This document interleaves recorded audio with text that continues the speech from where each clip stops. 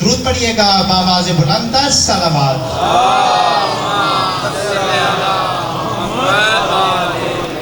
انتہائی ادب سے ملتمس ہوں قبلہ علامہ سید شہنشاہ حسین نقوی صاحب سے تشریف لائیں اور آج کی مجلس سے خطاب فرما کر نماز مودت ادا فرمائیں۔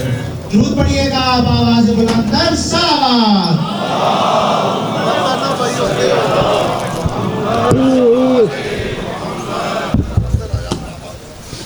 جلوے شبیر تک طوفان جا سکتا نہیں، جلوے شبیر تک طوفان جا سکتا نہیں، اور یہ چراغ دور ہے جلن آ سکتا نہیں، اور جو غم شبیر میں آنسو بہا سکتا نہیں، وہ نمازی ہو تو ہو جنت میں جا سکتا ہے، نمازی ہو تو ہو جنت میں جا سکتا نہیں۔ اے علی اصغر تیری ہمت نے ثابت کر دیا، نوجوان بھی تیر کھا کر مسکرا سکتا نہیں۔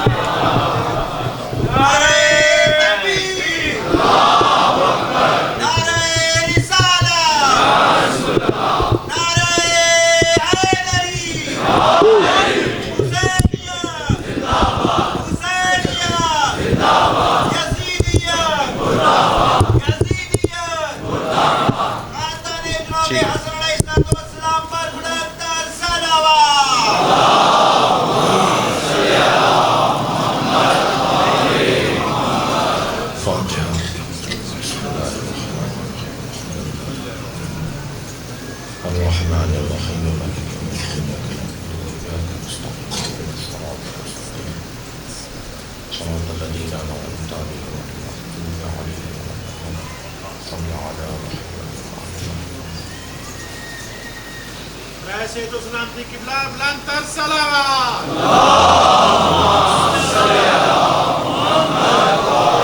اعوذ باللہ من الشیطان الرجیم، بسم اللہ الرحمن الرحیم۔ الحمد للہ الذی لا یبلغ مدحتہ القائلون ولا يحصي نغماءه العادون ولا يؤدي حقه المجتهدون الذي ليس لصفته حد محدود ولا نعت موجود ولا وقت معدود ولا أجل ممدود فجر الخلائق بقدرته ونشر الرياح برحمته الصلاة والسلام على الرسول المسدد المصطفى العمجد المحمود الأحمد سيدنا ومولانا ومولى الكونين جد الحسن والحسين معاني أبا القاسم محمد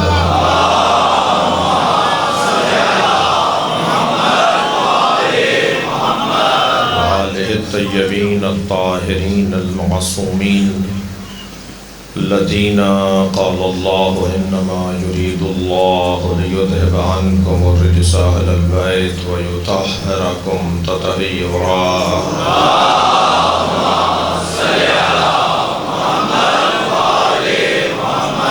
ولعنة الله على أعدائهم أجمعين من يوم عداوتهم إلى قيام يوم الدين.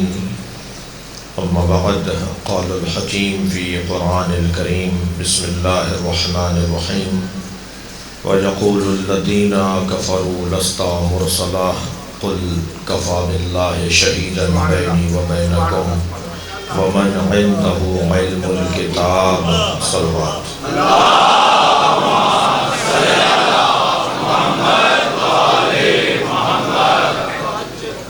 سورہ مبارکہ رات کی 43ویں آیت. اللہ اپنے اس کلام میں مولا کائنات کی عظمت کا ایک باب روشن کر رہا ہے. یہ طے ہے کہ جہاں عظمتیں ہوں گی، جہاں رفعتیں ہوں گی، جہاں بلندیاں ہوں گی، جہاں کمالات ہوں گے، وہاں صدارت علی کی ہے.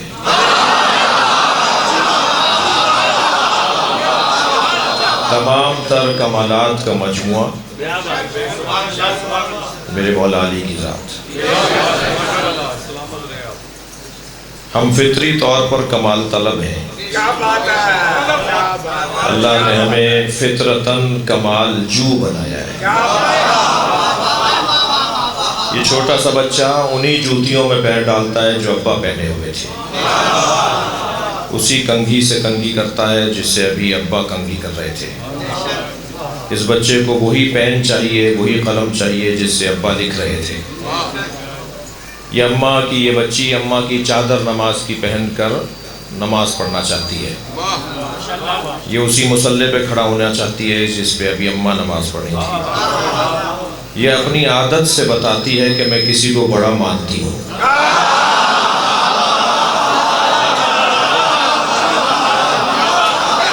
صلوات پڑھیں گے محمد و آل محمد.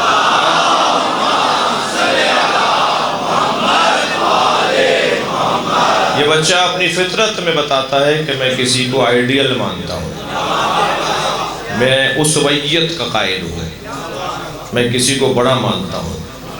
اب کسی کے نزدیک بڑائی حسن ظاہری میں ہے تو وہ حسینوں کے دروازے پہ نظر آتا ہے. کسی کے نزدیک بڑائی اور کمال علم میں ہے تو وہ اہل علم سے دوستی کرتا ہے. کسی کے نزدیک کمال اور بڑائی اور بزرگی شہرت میں ہے تو وہ مشاہیر سے تعلقات بناتا ہے. کسی کے نزدیک کمال کرسی میں ہے تو وہ اہل منصب سے دوستی کرتا ہے. کسی کے نزدیک کمال سخاوت میں ہے تو وہ سخیوں سے تعلقات بہتر کرتا ہے. کسی کے نزدیک کمال شجاعت اور بہادری میں ہے تو وہ شجاع اور بہادر لوگوں سے دوستی کرتا ہے. اللہ نہیں چاہتا تھا کہ لوگ در در کی ٹھوکریں کھائیں.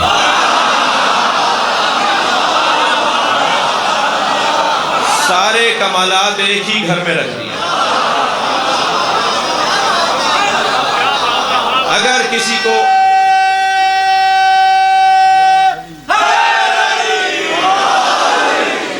کسی کو علم چاہیے تو علی سے ملے گا. اگر کسی کو سخاوت کے جوہر چاہیے تو علی سخی سے ملے گے.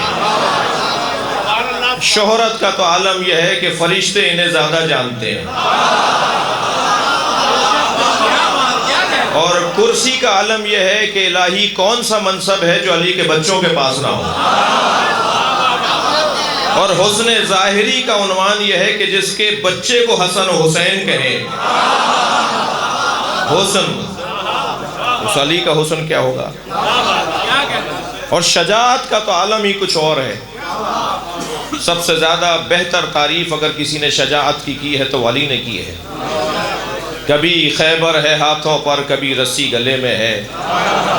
جہاں جیسی ضرورت تھی وہاں ویسی شجاعت ہے.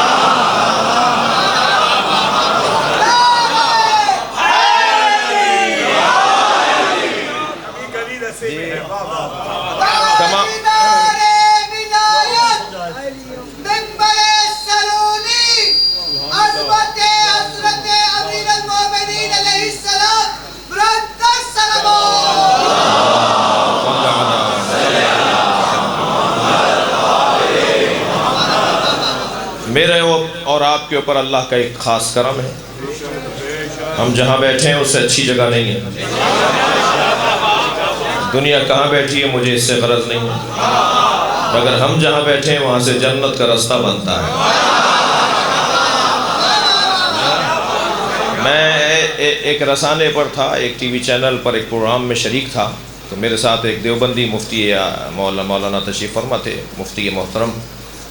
فرمانے لگے کہ جب بات آئی اہل بیت کی عظمت کی تو کہنے لگے آپ تو سال بھر مجلسیں پڑھتے ہیں، مولا علی کی شان میں مجھے کچھ کہنے دیجئے. میں نے کہا حضور میں اپنا وقت بھی آپ کو ہدیہ کرتا ہوں، سارے پروگرام میں آپ ہی علی علی کہیے. تو انہوں نے بڑا اچھا جملہ، جی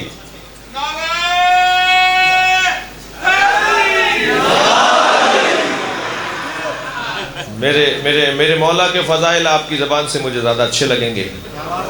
میں نے ان سے کہا کہ مجھے زیادہ اچھا لگے گا کہ آپ مولا کے فضائل آپ پڑھیں. تو بڑا تاریخی جملہ انہوں نے کہا، اور میں اس چینل کا نام نہیں لوں گا ورنہ اس چینل کی تبلیغ ہو جائے گی. تو میں ممبر پہ کسی ٹی وی چینل کی تبلیغ کرنے تو بیٹھا نہیں ہوں. تو وہ کہنے لگے خبردار اہل بیت کے ساتھ کسی کو مقایسہ نہ کرنا, اہل بیت کے برابر میں لا کے کسی کو نہ بٹھانا, اس لیے کہ اب جملہ ان کا ہے, اس لیے کہ اہل بیت کے بچے بچے کے پاس جنت کی اونرشپ ہے.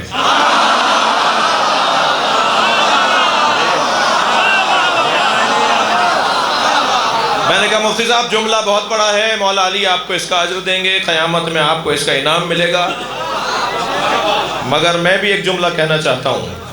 میں نے کہا حضور بہت بڑی بات آپ نے کر دی, میرے طرف سے بھی ایک ہدیہ لے لیجئے کہ اسلام کے معتبر ترین لوگ اپنی جنت کا یقین نہیں رکھتے, اہل بیت ہماری جنت کی ضمانت. صلوات پڑھیں گے محمد و آل محمد.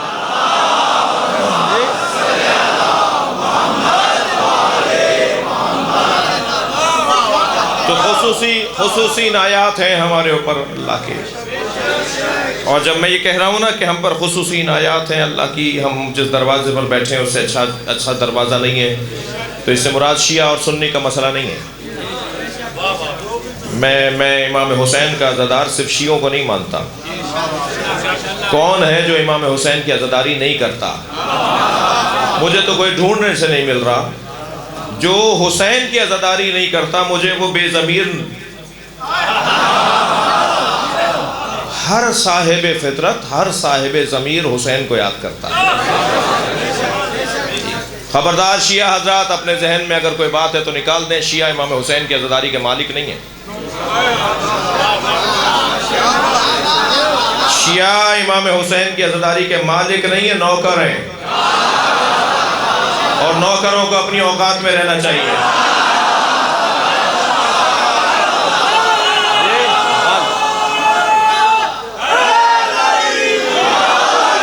مالک کے مہمانوں کا خیال کرنا چاہیے.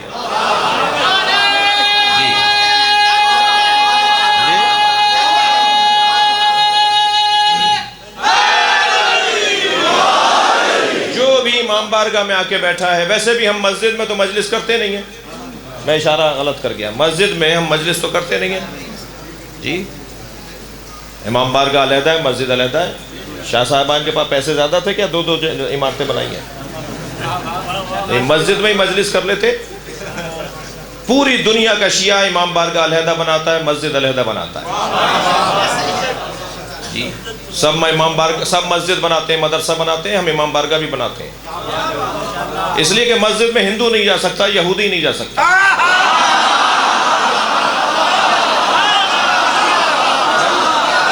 کل قیامت میں اگر کسی یہودی نے, کسی ہندو نے شکایت کر دی نا اللہ سے کہ میں اسلام سمجھ میں گیا تھا, مسلمان تو مسجد میں نہیں آنے دے رہا تھا, میں اسلام کیسے سمجھتا؟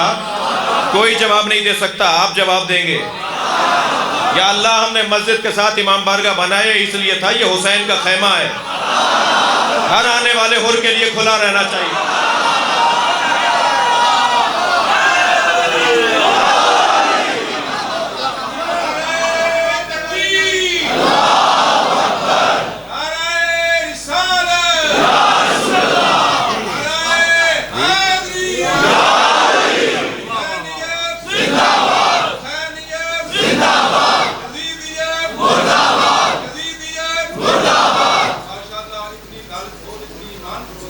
بہت شکریہ.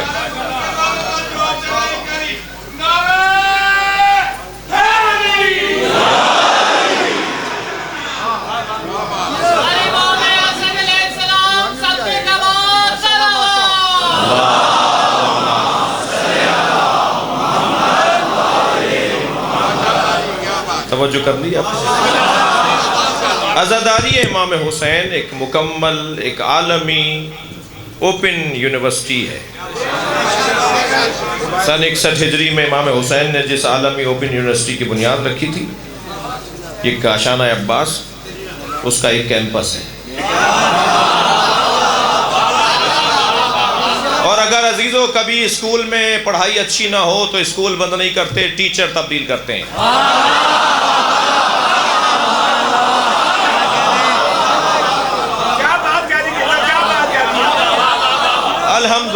الحمدللہ امام حسین نے جو ایک مکتب کی بنیاد رکھی ہے, مجھے تو شاہ صاحب امام کے ظہور کی خوشبو آ رہی ہے،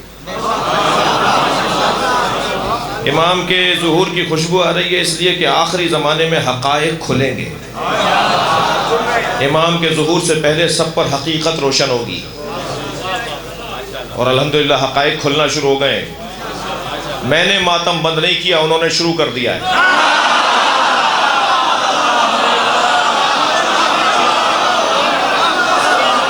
میں نے کالے کپڑے نہیں اتارے، تھک گئے آپ تھوڑا تھوڑا سا۔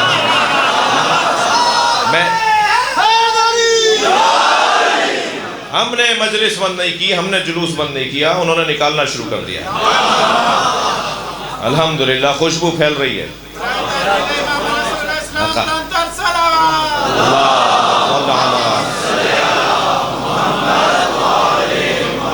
اور خوش آمدید، بہت ہم تو آفرین مرحبا، یہ تو ہماری محنت تھی، یہ تو نتیجہ آ رہا ہے۔ یہ جو 1400 سال سے آپ ماتم کر رہے ہیں، عزاداری کر رہے ہیں، نوحہ کر رہے ہیں، 85 باتوں پر اعتراضات تھے، وہ باتیں اب ختم ہو رہی ہیں نا، اب چند باتیں رہ گئی ہیں تو وہ بھی ٹھیک ہو جائیں گی۔ اپنی جد و جہد مجھے اور آپ کو جاری رکھنا ہے، وقت ایک جیسا نہیں رہتا، مستقبل تشیع کا ہے۔ کل ہمارا ہے، اس لیے کہ امام مہدی ہمارے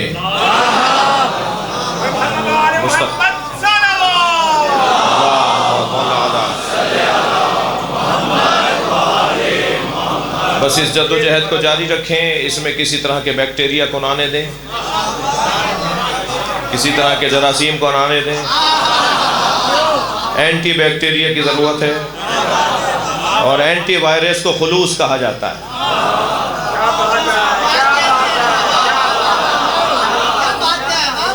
عزاداری میں جو وائرس آئے گا اس کو مارنے کا بہترین دوا ہے جسے خلوص اور سچائی کہا جائے۔ میں اپنے کاموں میں خالص ہو جاؤں، سچا ہو جاؤں، تو کوئی بھی عزاداری کا کچھ نہیں بگاڑ سکتا۔ جی الحمدللہ یہ عمل تیزی سے آگے بڑھ رہا ہے۔ میں عزاداری قرآن و حدیث کی روشنی میں کرتا ہوں، میں یعنی آپ، ہم عزاداری قرآن و حدیث کی روشنی میں کرتے ہیں۔ ہمارا کوئی کام بھی قرآن سے ہٹ کر نہیں ہے۔ جنہیں زیادہ آرزو ہے نا قرآن سے بات کرنے کی، ایک صاحب کہنے لگے جی قرآن میں دکھائیے ماتم، میں نے کہا وہی آیت قرآن میں آیا ہے ماتم کی ہے جس کے برابر والی تراویح کی آیت ہے۔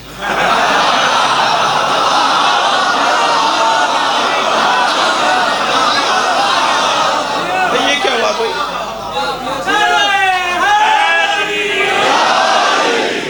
ہر بات قرآن سے آپ اگر دیکھنا چاہتے ہیں، مجھے نہیں معلوم وہ پرویزی ہیں، وہ قادیانی ہیں، نہیں معلوم، ایک صاحب ہیں جو اس وقت مناظرے کر رہے ہیں، قرآن کی آیات پڑھتے ہیں اور ہمارے بھائیوں سے مقابلہ کر رہے ہیں، مناظرہ کر رہے ہیں، اور ہمارے بھائی بھی ان کو جوابات دے رہے ہیں، مگر وہ غالب ہے، اب تک تو غالب ہے، وہ ہمارے بھائیوں پر غالب ہے، صرف قرآن سے بات کرنے والے جو دعوے دار ہیں نا۔ تو جب میں نے وہ 4-6 ان کے کلپ دیکھے تو میں نے کہا جی یہ نہیں جیت سکیں گے اس سے، اس لیے کہ سب سے پہلے نعرہ انہوں نے ہی لگایا تھا ہمیں قرآن کافی ہے۔ قرآن کافی ہے تو جواب دو قرآن سے۔ وہ تم سے قرآن کی آیات پڑھ کر سنا رہا ہے، تو میں کہہ رہا ہے قرآن سے جواب دو، تو میں قرآن کا توڑ، تم اس کا توڑ ہی نہیں دے پا رہے۔ میں نے کہا جی اس کو کوئی پیغام بھیجے کہ ہم شیعوں سے بات کریں، یہ جو ہمارے بھائیوں سے مناظرہ کر رہا ہے نا، قرآن سے بات کرو، قرآن سے بات کرو، میں نے کہا کوئی اس سے کہے کہ ہم سے بات کرے۔ وہ جب ہم سے بات کرے گا نا تو ہمارا پہلا جملہ یہ ہے کہ یہ تمہیں کس نے بتایا ہے کہ یہ قرآن ہے؟ غور کر رہے ہیں آپ؟ تم پہ فرشتہ آیا تھا، تم پہ جبریل آئے تھے، تمہیں کس نے بتایا ہے یہ قرآن ہے؟ جس نے بتایا ہے اس کے قول کو حدیث کہتے ہیں، اس مصطفیٰ کے فرمان کو حدیث کہتے ہیں۔ سرکار کے فرمان کے بغیر تم اگر قرآن سمجھنے بیٹھو گے تو ترجمہ کر کے دکھاؤ، الف لام میم کا ترجمہ کیا ہے، کاف ہا یا عین صاد کا ترجمہ کیا ہے، الف لام را کا ترجمہ کیا ہے۔ اچھا ترجمہ دو جگہ ڈنڈی ماری جاتی ہے، ایک جگہ تو ترجمہ آتا ہی نہیں ہے، ایک جگہ ترجمہ آتا ہے اور کرنا نہیں چاہتے۔ فَقُلْ تَعَالُوا نَدْعُ أَبْنَاءَنَا وَأَبْنَاءَكُمْ وَنِسَاءَنَا وَنِسَاءَكُمْ وَأَنفُسَنَا وَأَنفُسَكُمْ. ہم اپنے نفسوں کو لاتے ہیں، تم اپنے نفسوں کو لاؤ. یہی ترجمہ ہے. یہ تو اوپر بھی انفس لکھا ہوا ہے، تو نیچے بھی تم انفس لکھ رہے ہو، ترجمہ کہاں ہوا؟ دقت فرمائی آپ نے. عربی میں ہے انفسنا، ہم اپنے نفسوں کو لاتے ہیں، تم اپنے نفسوں کو لاؤ. نیچے بھی لکھ دیا ہم اپنے نفسوں کو لاتے ہیں، تم اپنے نفسوں کو لاؤ. نفس کا ترجمہ کرو نا. ترجمہ آتا ہے، کرتے نہیں ہیں.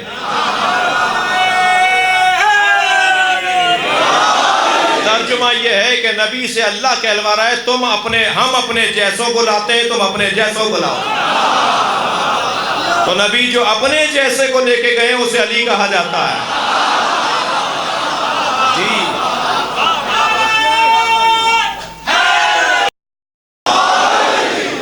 دقت فرمائی.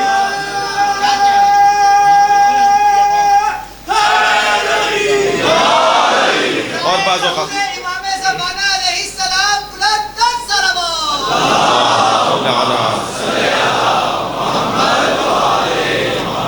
اور بعض اوقات تو ترجمہ آتا ہی نہیں. مثلا الف لام میم کا ترجمہ نیچے الف لام میم ہی لکھا ہوا ہے.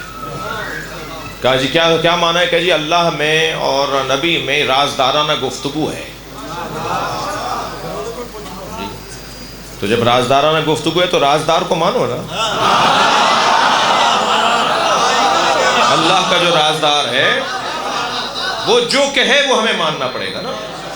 تو بغیر حدیث کے میں قرآن نہیں سمجھ سکتا، مجھے قرآن کے ذریعے سے حدیث تک جانا ہوگا. اچھا ویسے پتہ نہیں یہ کہا کس نے تھا، مجھے جاننے کی ضرورت نہیں ہے کہ قرآن کافی ہے، مگر جو بھی یہ کہتا ہے اس نے اپنا چہرہ آئینے میں دیکھا ہے. تھک رہے ہیں آپ حضرات. بھائی جس نے بھی یہ کہا ہے کہ مجھے قرآن کافی ہے، مجھے کتاب خدا کافی ہے، اس نے اپنا چہرہ آئینے میں دیکھا ہے. ہر شخص کو اپنے حد میں رہ کر بات کرنی چاہیے، اپنے قد سے اونچی بات نہیں کرنی چاہیے. یہ کیا بات ہوئی کہ مجھے قرآن کافی ہے؟ یہ جملہ کہیں تو نبی کہیں یا علی کہیں؟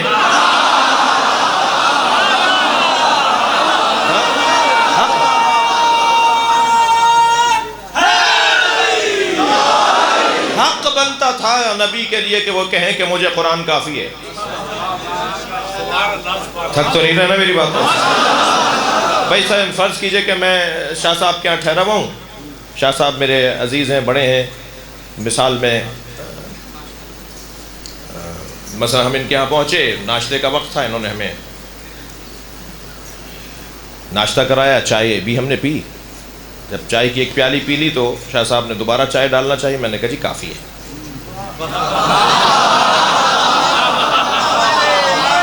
تو جب دوپہر کے کھانے کا وقت آیا، ہمیں بہت بھوک لگتی رہی، مگر ہم نے سوچا کہ اب یہ اب کھانا آتا ہے جب کھانا آتا ہے.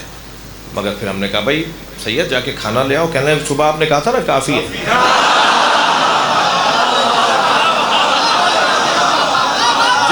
جب بستر لینے کا وقت آیا، کچھ آرام اور استراحت کا وقت آیا، تو ہم نے بہت انتظار کیا، مگر پھر بہرحال ہم بول دیے کہ ذرا کوئی بستر وستر تکیہ وکیہ دے دیجئے، ہم ذرا کمر سیدھی کر لیں.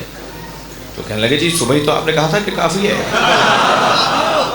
تو اگر میں نے چائے کی پیالی پر کہہ دیا کہ کافی ہے تو اس کا یہ مطلب نہیں ہے کہ بستر بھی نہیں چاہیے، کھانا بھی نہیں چاہیے. اگر کوئی یہ کہہ دے کہ مجھے قرآن کافی ہے تو اس کا یہ مطلب ہے کہ مجھے تورات کی ضرورت نہیں ہے، انجیل کی ضرورت نہیں ہے. مگر کہنے والا تو کہہ رہا ہے مجھے اہل بیت کی ضرورت نہیں ہے.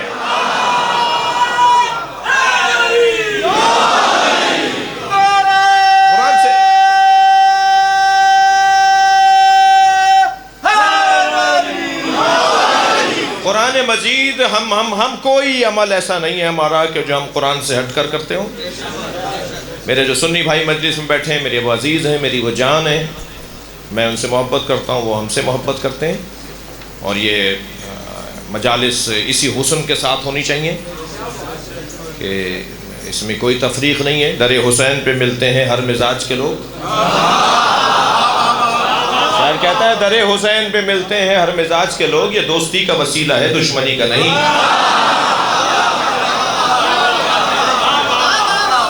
اور یہ کس نے کہہ دیا کہ ہماری ہے کربلا؟ عباس زیدی صاحب دو مصرے کہہ رہے ہیں کہ یہ کس نے کہہ دیا کہ ہماری ہے کربلا؟ حق بات تم کہو تو تمہاری ہے کربلا۔ صلوات پڑھیں محمد و آل محمد۔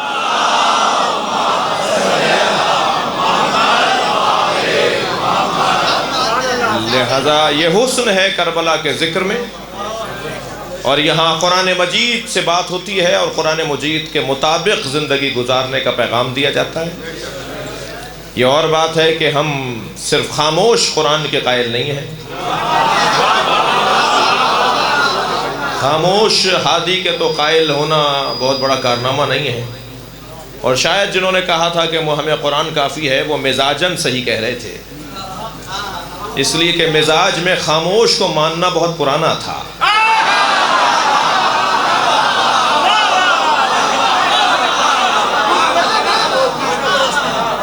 لیکن نبی ہم تو قرآن صامت کے ساتھ قرآن ناطق کی بات کریں، بولتا ہوا قرآن، مجسم قرآن، اس کی پلکیں واللیل بن جائیں،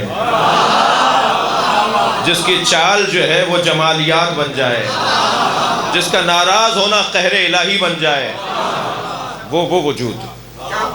لہذا قرآن صامت سے بات شروع ہوگی اور قرآن ناطق پر بات مکمل ہوگی۔ ہمارا یہ عمل عین مطابق قرآن ہے۔ سورہ مبارکہ نساء کی 147ویں آیت پڑھ لیجئے۔ پروردگار عالم نے بڑا حسین پیغام اس میں نازل کیا میرے مضمون کے مطابق، میرا مضمون اس کے مطابق ہے۔ لا يحب اللہ الجہر بالسوء من القول، اللہ کو اونچی آواز میں کوئی ایسی بات کرنا جو کسی کو ناگوار گزرے پسند نہیں ہے۔ ابھی آپ مائک پہ مجلس کر رہے ہیں نا، میری تقریر روڈ تک جا رہی ہے، چوک تک جا رہی ہے، آپ کے نعرے کی آواز دور تک جا رہی ہے، آپ کے ماتم سوسخانی نوحہ خانی کی آواز۔ لا يحب اللہ الجہر، اللہ کو پسند نہیں ہے جہر، اونچی آواز میں کوئی بات کرنا، بالسوء جو کسی کو ناگوار گزرے، اللہ کو پسند نہیں ہے۔ اونچی آواز میں مجلس نہیں کرو، اونچی آواز میں ماتم نہیں کرو، بھائی پوری بات سن کے جائیں، کوئی آدھا روڈ پہ سے گزرتا ہوا آگے بات نہ سنے۔ اللہ کہہ رہا ہے اونچی آواز میں کسی کو ایسی بات کو جو ناگوار گزرے پسند نہیں ہے۔ اس کا مطلب یہ نکلا نہیں، لیکن لگا اللہ لگے گا نا جب، تو جتنی بھی باتیں پہلے ہوئی ہیں وہ سب برعکس ہو جائیں گی۔ نہیں میں ایسے نہیں جاؤں گا آگے۔ ہمارے ہاں مدرسے میں ایک لفظ استعمال ہوتا ہے منطوق، اور ایک لفظ استعمال ہوتا ہے مفہوم۔ ہر منطوق کا ایک مفہوم ہوتا ہے۔ جی یہ جو آیت میں نے پڑھی ہے لا يحب اللہ الجہر بالسوء من القول الا من ظلم، یہ جو آیت ہے اس کا ایک مفہوم ہے، ایک منطوق ہے، ایک مفہوم ہے۔ قرآن مجید کے اندر ایک آیت لے کر بعض لوگ تقریریں کر رہے ہیں کہ اللہ نے نبی مکرم سے کہا کہ اِنَّكَ لَا تَهْدِي مَنْ أَحْبَبْتَ وَلَكِنَّ اللَّهَ يَهْدِي مَنْ يَشَاءُ، اے میرے حبیب جسے آپ چاہتے ہیں وہ کلمہ نہیں پڑھے گا۔ اِنَّكَ لَا تَهْدِي مَنْ أَحْبَبْتَ، جسے آپ چاہتے ہیں وہ ہدایت نہیں پائے گا، اسے ہدایت نہیں ملے گی۔ وَلَكِنَّ اللَّهَ يَهْدِي مَنْ يَشَاءُ، مگر اللہ جسے چاہتا ہے اسے ہدایت ملے گی۔ تو کہنے لگے کہ یہ وہی آیت ہے کہ حضرت نبی مکرم حضرت ابو طالب سے فرماتے تھے کہ چچا کلمہ پڑھ لیجئے، تو اللہ نے قرآن میں آیت نازل کر دی کہ نہ کہو بار بار یہ نہیں پڑھیں گے، آپ جسے چاہتے ہیں کہ وہ کلمہ پڑھ لے وہ کلمہ نہیں پڑھے گا، اللہ جسے چاہتا ہے وہ کلمہ پڑھے گا۔ میں نے کہا جی یہی آیت ایمان ابو طالب پہ دلیل ہے، میں کوئی اور آیت نہیں لے کر آؤں گا، یہی آیت ایمان حضرت ابو طالب پر دلیل ہے۔ اِنَّكَ لَا تَهْدِي مَنْ أَحْبَبْتَ، اے میرے حبیب جسے آپ چاہتے ہیں وہ کلمہ نہیں پڑھے گا، جسے اللہ چاہتا ہے وہ کلمہ پڑھے گا۔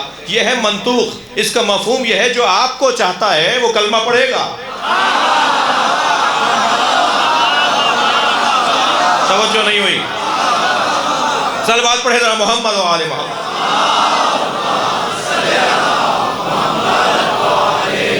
منطوق یہ ہے کہ اِنَّكَ لَا تَهْدِي مَنْ أَحْبَبْتَ، جسے آپ چاہتے ہیں وہ کلمہ نہیں پڑھے گا۔ تو نبی تو سب کو چاہتے تھے، تو پھر کسی کو بھی کلمہ نہیں پڑھنا چاہیے تھا۔ نبی تو امت کے ایک ایک فرد کو چاہتے ہیں کہ وہ ہدایت پا جائے۔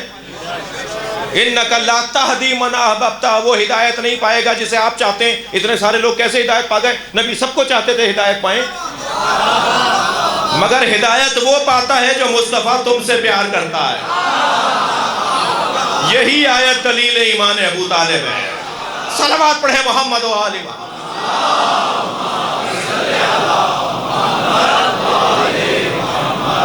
अब ये आयत ला युहिब्बुल्लाहुल जहरा बिस्सू मिनल कौल, अल्लाह को ऊंची आवाज में कोई ऐसी बात करना जो किसी को नागवार गुजरे पसंद नहीं है।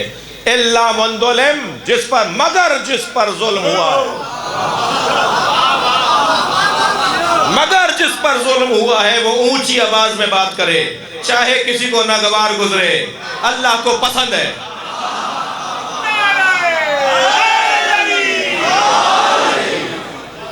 तय तो किया जाए।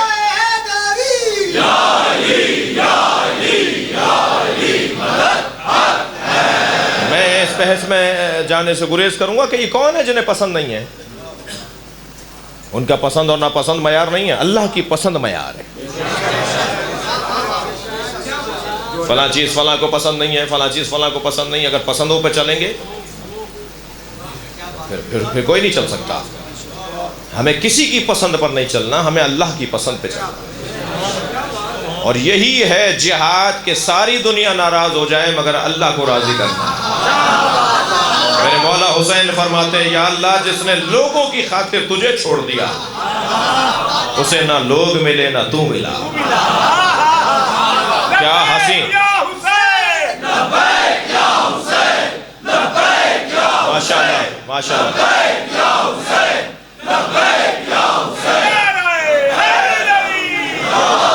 या अल्लाह जिसने लोगों की खातिर तुझे छोड़ दिया उसे ना लोग मिले ना तू मिला, और जिसने तेरी खातिर लोगों को छोड़ दिया उसे तू भी मिला, ये सारे लोग भी उसी को मिले।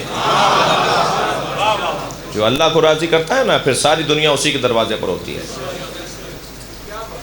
पहली दलील सूरह मुबारक निसा। दूसरी दलील ले लें, सूरह मुबारक शूरा, बहुत मारूफ आयत है। कुल ला असअलुकुम अलैहि अजरन इल्लल मवद्दत फिल क़ुरबा। ऐ मेरे हबीब इनसे कह दो मुझे रिसालत के एवज कुछ नहीं चाहिए सिवाय ये कि क़ुरबा से मवद्दत करो। मैंने तर्जुमा सोच के किया है, कोशिश किया है कि सही करूं। हमारे यहाँ बहुत सारी चीज़ों, बहुत सारी अहादीस का तर्जुमा जल्दी में हो रहा है, बहुत सारी आयात का तर्जुमा दोबारा से देखने की ज़रूरत है। मेरे मौला नबी ने कब फरमाया कि इन्नल हसन वल हुसैन सैयदा शबाब अहले जन्नह, हसन हुसैन जवान अहले जन्नत के सरदार हैं। यही तर्जुमा होता है ना, नबी ने तो ये नहीं फरमाया इन्नल हसन वल हुसैन सैयदा शबाब अहले जन्नह, हसन हुसैन जवान अहले जन्नत के सरदार हैं। ये तर्जुमा ठीक नहीं है। इसका मतलब यह है मर जाओ जन्नत में चले जाओ तो दो सरदार मिलेंगे जिन्हें हसनैन कहते हैं, यानी मुर्दों के सरदार हैं। नबी ने ये कहा ही नहीं। नबी ने तो फरमाया इन्नल हसन वल हुसैन सैयदा शबाब अहलिल जन्नह, हसन हुसैन जवाना ने अहले जन्नत के सरदार हैं, और अहले जन्नत होने के लिए मरना ज़रूरी नहीं है।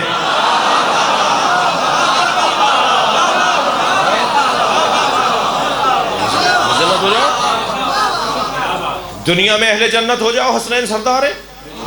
क्या बात है। हम ना मुर्दा पीरों को मान,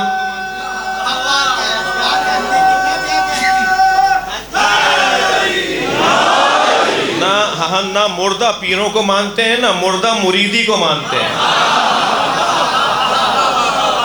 मुझे इसी दुनिया में अहले जन्नत हो जाओ, हसनैन सरदार है। शबाब अहलिल जन्नह, अहले जन्नत तो दुनिया में होगा ना।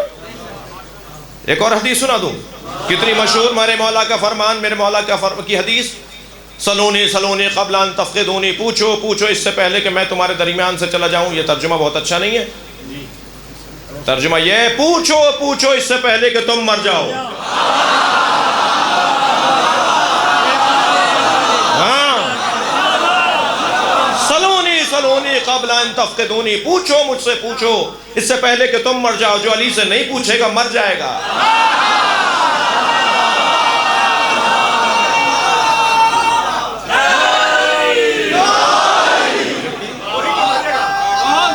जी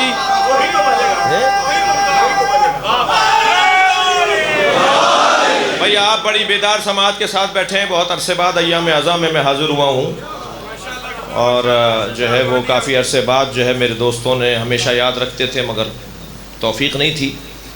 تو کیا فرما رہے ہیں؟ سلونی سلونی قبل ان تفقدونی، پوچھو پوچھو اس سے پہلے کہ تم مر جاؤ. لولا علی لہلک عمر، اگر علی نہ ہوتے تو عمر ہلاک ہو گیا. جوڑیے نا.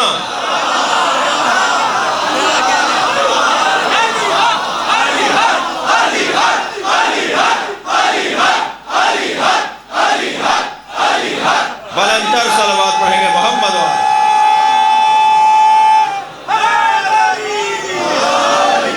علی وہ بلندی ہے جہاں کوئی جا نہیں سکتا، اور ہر ظرف میں علی سما نہیں ماشاءاللہ. سکتا. وہ علی کسے جانتا ہے اللہ اور اس کا رسول، ہم وقت ملا کے ذہن میں علی.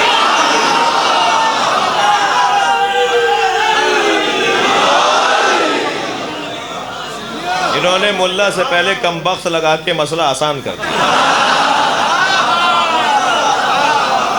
صلوات پڑھیں گے محمد والے.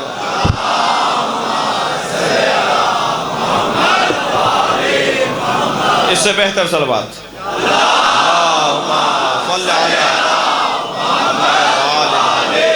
بڑی روحانی مجلس ہے. جب بلند آواز سے صلوات ہوتی ہے نا تو بڑی روحانیت، ایک نور آ جاتا ہے مجلس پر.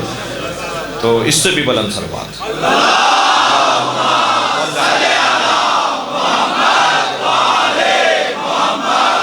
قل لا اسألکم علیہ اجرا الا المودۃ فی القربى، میرے حبیب ان سے کہہ دو کہ مجھے رسالت کی اجرت کچھ نہیں چاہیے سوائے یہ کہ قربہ سے مودت کرو. تو یہ ترجمہ بہت اچھا نہیں ہے کہ میرے قرابت داروں سے مودت کرو. کب کہا ہے نبی نے کہ میرے قرابت دار؟ قربہ کہا ہے نا. کب کہا ہے کہ میرے قربہ؟ بھائی جھگڑا ہی مٹائیے نا کہ اینٹوں کے گھر والے کون ہیں اور چادر کے گھر والے کون ہیں.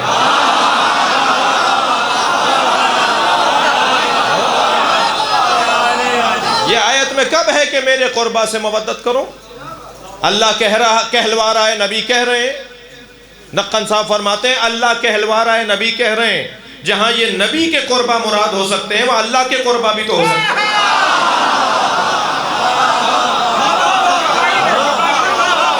ان سے مودت کرو جو اللہ کے قربہ ہیں. اور اگر کسی میں دم ہے تو ثابت کرے مولا علی سے زیادہ کوئی اللہ کے قریب ہے؟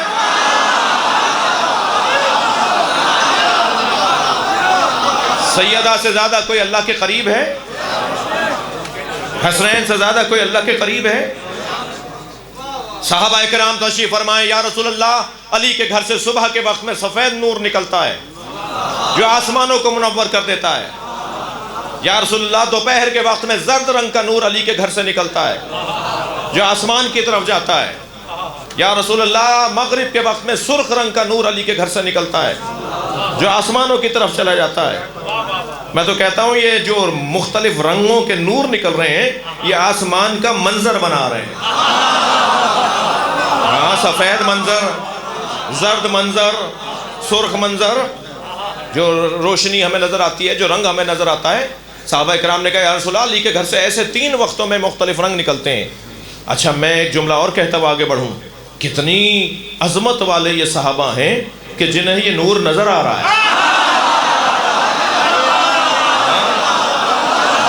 یہ رویت ہر ایک کی نہیں ہوتی. یہ دیکھنے کے لیے آنکھیں کوئی اور چاہیے. کہا یا رسول اللہ علی گھر سے ایسے نور نکلتا ہے.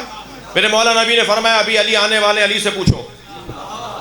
جیسے مولا تشریف فرما ہوئے کہنے لگے یا رسول اللہ پوچھیے. حضرت نے فرمایا میرے صحابی ایسے کہہ رہے ہیں تمہارے گھر سے ایسے نور نکلتے ہیں. میرے مولا نے مسکراتے ہوئے فرمایا کہ جب سیدہ مصلی پہ کھڑی ہوتی ہیں صبح کے وقت میں سفید نور، ظہر کے وقت میں زرد نور، مغرب کے وقت میں سرخ رنگ کا نور نکلتا ہے. ابھی مولا کی بات مکمل ہوئی تھی کہ جبریل نازل ہوئے. یا رسول اللہ میرے اپنے صحابی سے کہہ دیجئے، صحابہ سے کہہ دیجئے جب فاطمہ مصلی پہ کھڑی ہوتی ہیں تو اللہ عرش کے فرشتوں سے کہتا ہے دیکھو زمین پہ کیا نظر آ رہا ہے. تو ملائکہ عرش کے کہتے ہیں یا اللہ جیسے زمین والے آسمان پہ چاند دیکھتے ہیں ہم آسمان والے زمین پہ فاطمہ کو دیکھ رہے ہیں.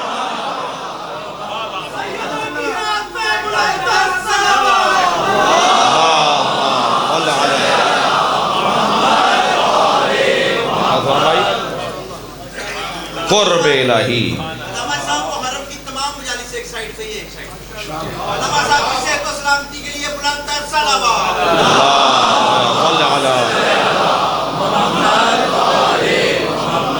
قربہ سے مودت. قربہ سے مودت. قربہ یہ اللہ کے قربہ ہیں جی. یہ ہیں اللہ کے قریب ترین وجود. ان سے مودت. اچھا محبت نہیں مودت. اس لیے کہ محبت امر قلبی ہے جو دل ہی دل میں رہ سکتی ہے. تبھی تو کہتے ہیں ہم بھی محبت کرتے ہیں. بھائی اللہ نے کب کہا ہے کہ محبت کرو؟ اللہ نے تو کہا ہے مودت کرو. اور محبت اور مودت میں فرق ہے. تعلق قلبی اگر قلبی ہو تو یہ محبت ہے، اور اگر تعلق جوارحی ہو تو یہ مودت ہے. یعنی اگر میرے اعضاء و جوارح سے محبت کا اظہار ہو تو یہ مودت ہے. اور اظہار جب کوئی کرتا ہے نا تو اس کا خرچہ ہوتا ہے. بغیر خرچے کے اظہار نہیں ہوتا. محبت میں کوئی خرچہ نہیں ہے. ہماری طرح کچھ اور دوست بھی ہیں جو 6 اماموں تک ہمارے ساتھ ہیں، انہیں دنیا برا نہیں کہتی، اس لیے کہ وہ باہر نہیں نکلتے، ماتم نہیں کرتے، خرچہ نہیں کرتے، امام بارگاہ نہیں بناتے، عزاداری نہیں کرتے. آپ جب خرچہ کرتے ہیں تو آپ کی دشمنیاں بھی بڑھ جاتی ہیں. آپ جب اظہار کرتے ہیں، محبت کا اظہار کرتے ہیں تو پھر دشمنیاں بھی بڑھیں گی جی. اور دشمنی جی یہ آواز آ رہی تھی، وہ آواز آ رہی تھی. بہت عرصے سے اب تو میں نہیں جاتا بہت ساری میٹنگوں میں، اور الحمدللہ اپنا اللہ نے مجھ پہ کرم کیا ہوا ہے. لیکن ایک کوئی 7 8 10 سال پرانی بات ہے، ایک میٹنگ میں ہم بیٹھے تھے تو جلوس اور روٹس اور ان کے اوپر گفتگو تھی انتظامیہ کے ساتھ. تو وہ لوگ بھی تھے جو نہیں چاہ رہے تھے کہ جلوس نکلے. تو ان کا اصرار تھا کہ بھئی کسی طرح سے ہماری گلی سے جلوس نہ گزرے. تو انہوں نے بہت دیر تک بحث کرتے رہے. تو وہ جو انتظامیہ کے بڑی شخصیت تھی جو بھی تھی، انہوں نے کہا جی اپنے متعلقہ افسروں سے پوچھا کتنی دیر کے لیے ان کی گلی میں جائے گا جلوس؟ انہوں نے کہا جی 10 منٹ کے لیے. مین روڈ سے 10 منٹ گلی میں جائے گا، پھر 10 منٹ بعد دوبارہ مین روڈ پر آ جائے گا. انہوں نے کہا بھئی کیا پریشانی ہے مولانا آپ کو مفتی صاحب؟ 10 منٹ کی تو بات ہے. کہنا نہیں 10 منٹ بھی اجازت نہیں دیں گے ہم.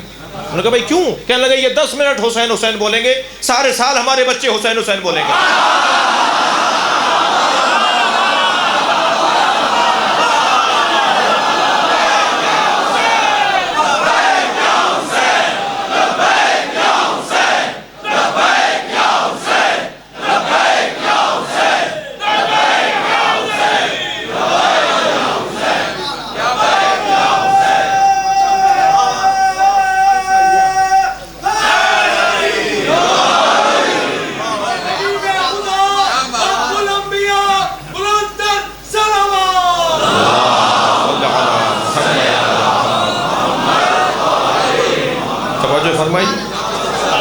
مودت یعنی اظہار محبت.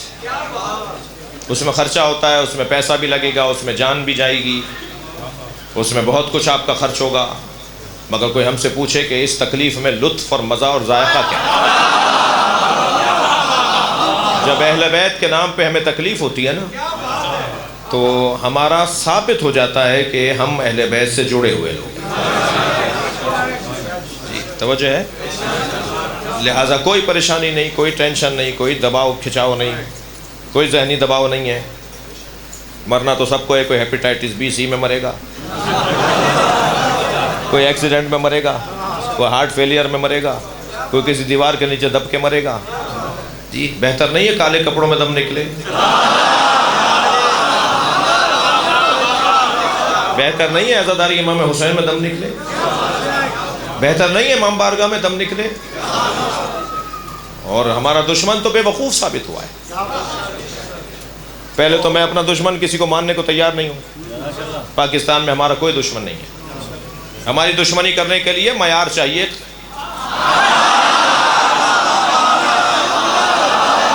جو ان میں ہے ہی نہیں. مولا علی کے سامنے ایک شخص آیا, مولا کی تلوار کو دیکھ کے کپڑے اتارنے لگا. مولا نے منہ موڑ کے فرمایا یہ اس قابل نہیں ہے علی اس پہ تلوار چلائے. علی سے لڑنے کے لیے کوئی مرد آئے. ہماری دشمنی کے لیے یہ قابل نہیں ہے. انہوں نے اپنے قد کو اونچا کرنا چاہے ہمیں کچھ کہہ کر. پورے پاکستان کی دیواریں کالی کی انہوں نے, کچھ نہیں کر سکے. جتنا سفر ہونا چاہیے مولا حسین کے ساتھ کچھ بھی نہیں کر پائے, ہمارا کچھ نہیں بگاڑ پائے. کیا بگاڑیں گے ہمارا؟ یہ اس قابل ہی نہیں ہے کہ ہماری دشمنی کا عنوان ہو. ان کے بڑے من و مٹی کے نیچے دب گئے, انہیں کیڑا کھا رہے ہیں, انہیں کیڑے کھا رہے ہیں. ہم تو آج بھی چوک پہ مجلس کر رہے ہیں.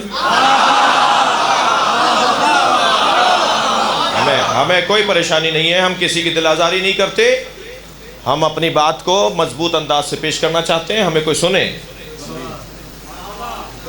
یہ اس قابل نہیں ہے ہماری. یہ اتنے بے وقوف ہیں, یہ ہمارے بدن کو مارتے ہیں, ہم ان کے نظریے کو مارتے ہیں.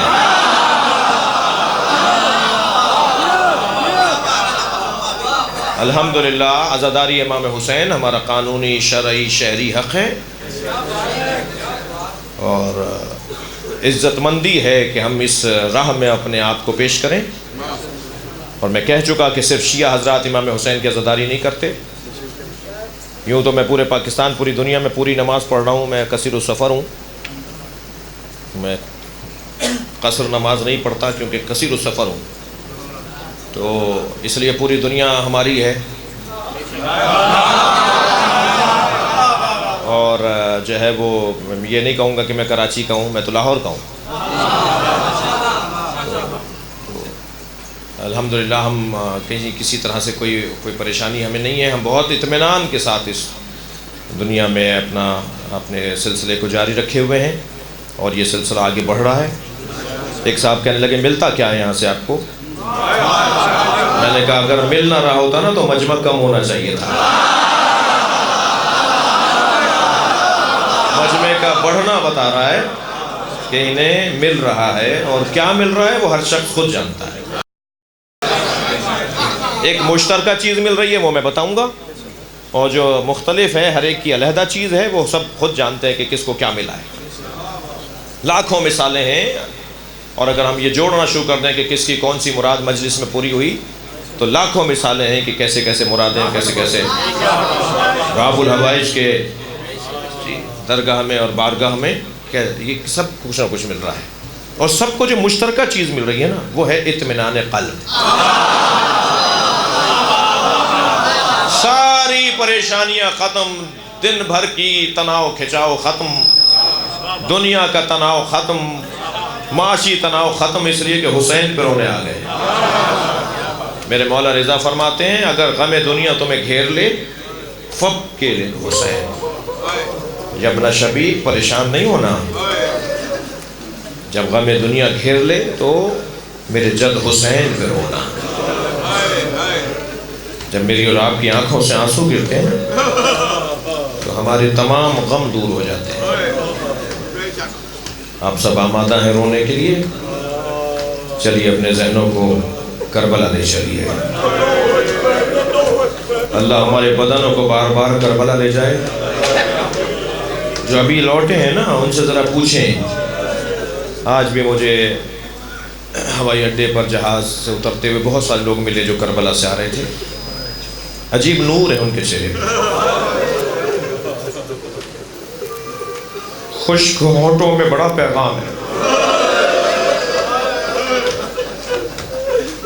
چہرے کی چمڑی ان کی خشک ہو گئی ہے مگر چہرے پر اطمینان. کہہ رہے تھے واپس آنے کو دل نہیں کر رہا تھا, مڑ مڑ کر حسین کا روزہ دیکھ رہے تھے, دل نہیں کر رہا. مولا بدن لے جا رہے ہیں, دل یہیں چھوڑے جا رہے ہیں. یہ کیفیت ہے امام حسین کے عزاداروں کی. عجیب غریب ہے حسین. بھائی کربلا جا رہے ہو, میرے لیے کفن لے آنا. یہ کیوں نہیں کہا نجف کا کفن لے آنا؟ یہ کیوں نہیں کہا سامرہ اور کاظمین سے کفن لے آنا؟ کربلا سے ہی کفن کیوں لاؤ؟ اس لیے کہ کربلا والے کو کفن نہیں ملا۔ اجرکم اللہ، اجرکم اللہ۔ جنہیں رونا آ رہا ہے اپنی آوازوں کو آزاد کریں گے۔ زہیر قین شہداء کربلا میں سے علیہ السلام، جب میرے مولا حسین نے ان سے ملاقات کی نا، پہلے تو مولا عباس سے کہا کہ حسین سے کہو کہ میں آپ کے ساتھ نہیں چل سکوں گا۔ پھر امام حسین نے فرمایا عباس ان سے جا کے کہو کہ میں خود ملنے آ رہا ہوں۔ جب زہیر کو معلوم ہو نا مولا حسین آ رہے ہیں، زہیر کے ہاتھ پیر کانپنے لگے، خیمے سے باہر نکل کر اس طرف جانے لگا جہاں سے حسین آ رہے تھے۔ بڑھ کر میرے مولا کے ہاتھوں کا بوسہ دیا، کہنے لگے مولا مجھے خود بلا لیا ہوتا۔ ہاتھ پکڑا حضرت زہیر کا، زہیر قین کا ہاتھ پکڑا مولا حسین نے، اور صحرا میں دونوں طلحہ چلے گئے۔ اور جب واپس آئے نا تو مولا اپنے خیمے کی طرف گئے، زہیر اپنے خیمے میں آئے اور اپنی زوجہ سے کہنے لگے، جس کا نام دلہا لکھا ہے، دلہا، اپنی زوجہ سے کہنے لگے کہ میں تمہیں طلاق دینا چاہتا ہوں۔ کہنے لگی ہمارے درمیان تو بڑی ہم آہنگی ہے، ہم تو بڑی محبت سے رہتے ہیں، یہ طلاق آپ کیوں دے رہے ہیں مجھے؟ کہنے لگے کہ میں حسین کے ساتھ جا رہا ہوں، اور حسین کے ساتھ جانا یعنی موت، شہادت، میں واپس نہیں آؤں گا۔ اور وفات کی جو عدت ہوتی ہے وہ 4 مہینے 10 دن ہوتی ہے، اور جو طلاق کی عدت ہوتی ہے وہ 3 مہینے ہوتی ہے۔ لہٰذا میں نہیں چاہتا 1 مہینے 10 دن تم میرے نام پر رکی رہو۔ کیا احتیاط ہے، کیا حقوق کی پاسداری ہے۔ تو دلہا نے کہا کہ آپ نے تو مجھے بتایا کہ حسین کے ساتھ زینب بھی ہے۔ اجرکم اللہ، اجرکم اللہ، اجرکم اللہ۔ اپنی آوازوں کو آزاد کریں گے، میں 2-3 منزلیں رکھتا ہوں۔ خدا کسی غم میں نہ رلائے سوائے غم اہل بیت میں، رونے رلانے والوں میں قرار۔ زہیر نے کہا ہاں ہاں حسین ابن علی کے ساتھ ان کی بہنیں بھی ہیں۔ کہا پھر آپ مجھے ان کے پاس چھوڑ دیجئے، آپ قربان ہو جائیے گا، مجھے زینب کی خدمت میں رہنے دیجئے گا۔ تو زہیر کچھ دیر خاموش ٹہلتے رہے اور پھر قریب آ کے کہنے لگے دلہا، جب مرد مار دیے جاتے ہیں تو عورتوں کو اسیر بنا دیا جاتا ہے، تمہیں اسیر بنایا جائے گا، لوگ کہیں گے زہیر کی زوجہ ہے۔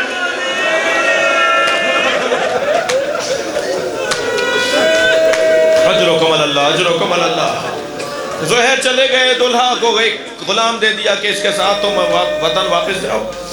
زہیر میرے مولا کے ساتھ کربلا پہنچے۔ دلہا نے اپنے غلام سے کہا کہ مجھے واپس نہیں جانا کوفہ، ہم یہاں رستے میں خیمہ لگا کے بیٹھیں گے، میں دیکھنا چاہتی ہوں کہ کربلا کا نتیجہ کیا ہوا ہے۔ یہ بیٹھی تھی، روزانہ دیکھتی تھی، جب دن نکلتا تھا نا کہ رستے سے کوئی گزر رہا ہے، کوئی خبر لائے گا، تو کیا دیکھا کہ شادیانوں کے اور ڈھول بجنے کی آوازیں آ رہی ہیں۔ تو اس نے اپنے غلام کو بھیج کر کہا جا کے قریب جا کے دیکھو کیا ہو رہا ہے۔ وہ دوڑتا ہوا آیا، کہنے لگا اے شہزادی، کربلا میں حسین مارے گا، اور اے شہزادی نیزوں کی انیوں پر شہیدوں کا سر، اور زہیر کا سر بھی کٹا ہوا نیزے کی انی پر ہے، میرا مالک بھی مارا گیا، جس کا ہمیں انتظار تھا وہ خبر آ گئی۔